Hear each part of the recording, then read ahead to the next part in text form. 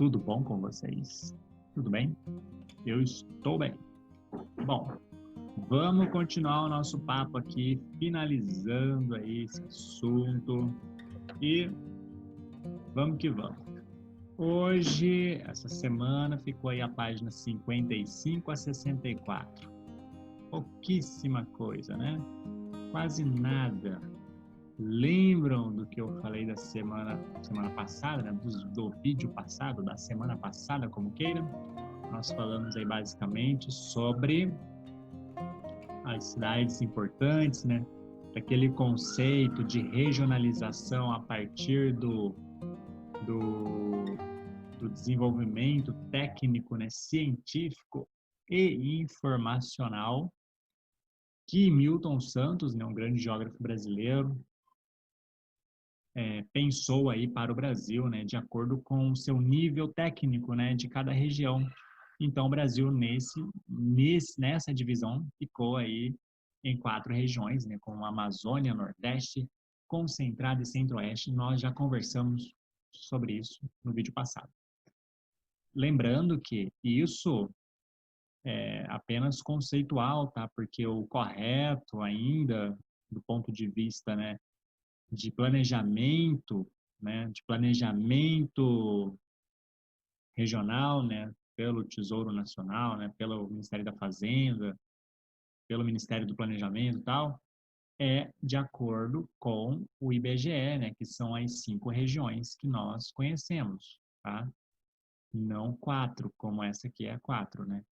Mas sim as 5 grandes regiões, tá? Aqui, ó. Norte, Nordeste, Centro-Oeste, Sudeste e Sul. Essa é a oficial do Brasil. Essa regionalização é oficial. A outra é apenas para discussões, né, do nível acadêmico ou também do ponto de vista aí de planejamento para determinados setores, né, mas não especificamente para o setor público, né? Isso não cabe ao setor público até então, a não ser que fosse incorporado oficialmente pelo IBGE, aí sim. E aí, para finalizar, né, nós falamos também sobre qual seria a cidade mais importante do Brasil. Se você não viu o vídeo e você está se perguntando qual é a cidade mais importante, eu vou te mostrar aqui, ó. Cidade mais importante do Brasil.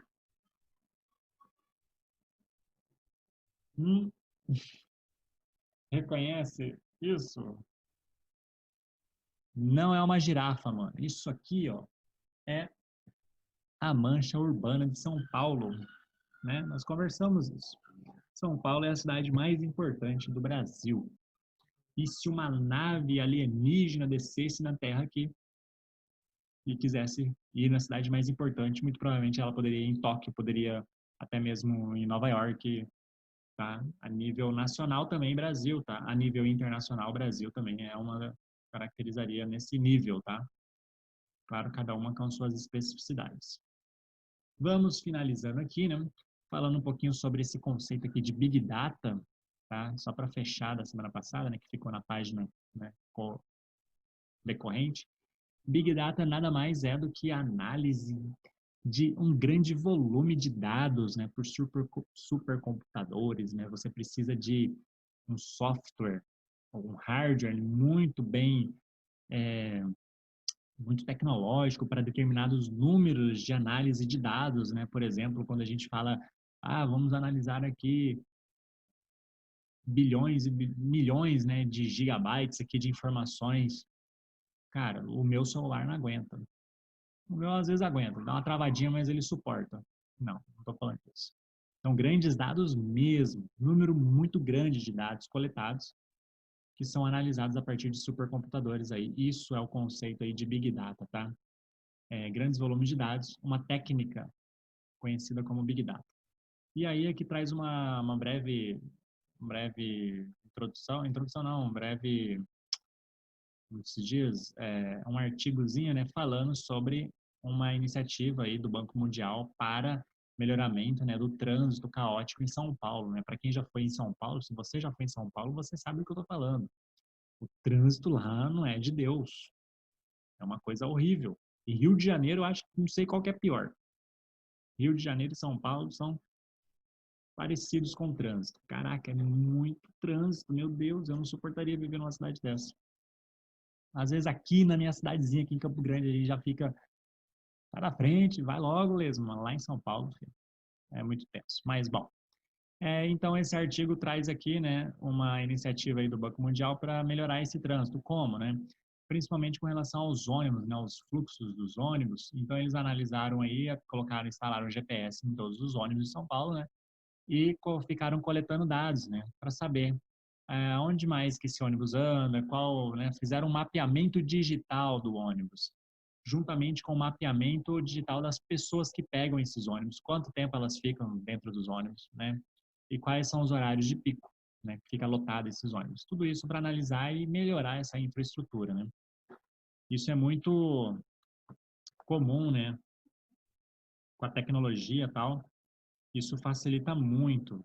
Eu não sei se eu iniciei aqui, vou colocar o tempo aqui, porque, ai, cara, caramba, né? Desculpa. Aí, com a tecnologia, hoje é muito fácil a gente melhorar essas questões de trânsito, de mobilidade com a tecnologia, né? A partir da tecnologia. Então, a Big Data vem nesse conceito aí de analisar esses grandes fluxos de dados, tá? Só para dar um parênteses aqui, porque tá solto aqui na apostila, não tá solto, tá? Ele tá conversando com o assunto anterior, né? Sobre globalização. Isso é muito importante. E aí eles constataram também, né, a partir dos dados lá, que é, ônibus circulando com menos de 15% da sua capacidade, ou seja, tinha ônibus circulando vazio. Por que que acontece? Se o ônibus está vazio, você não reclama, né? Agora o ônibus cheio, você quer reclamar, né? Então, faltava esses dados aí, né? Tem ônibus que estava circulando muito tempo, muito período vazio. E isso acaba gerando custos e tal. E é claro que para minimizar tudo isso, precisa fazer um acerto, né? Então, o Big Data, ele veio aí para solucionar esses tipos de problema, tá?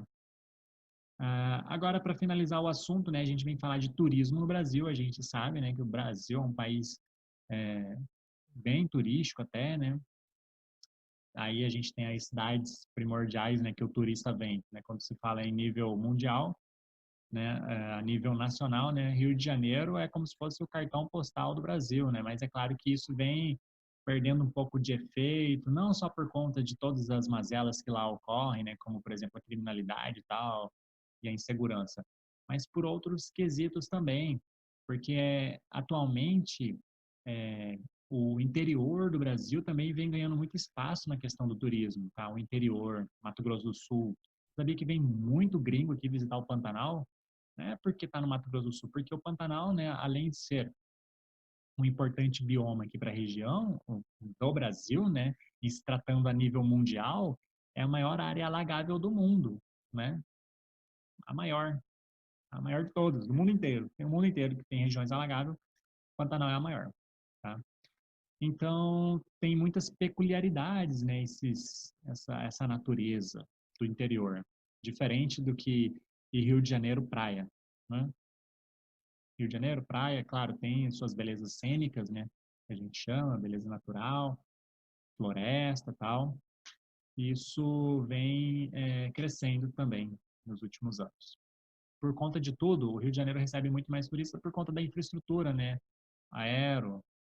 aeroviária, né, para vir pro interior aqui, cara, é um custo, é um sacrifício. Nós somos muito precários ainda nessa malha viária, certo? Por exemplo, se você quer ir para o Nordeste, né, vou fazer um turismo no Nordeste. Caraca, você tem que ir para São Paulo para pegar um avião para ir para o Nordeste. Você não tem ligações, entendeu? Você não pode ir direto para o Nordeste aqui. Pode ter até um voo aí, não tô sabendo, não estou muito bem informado.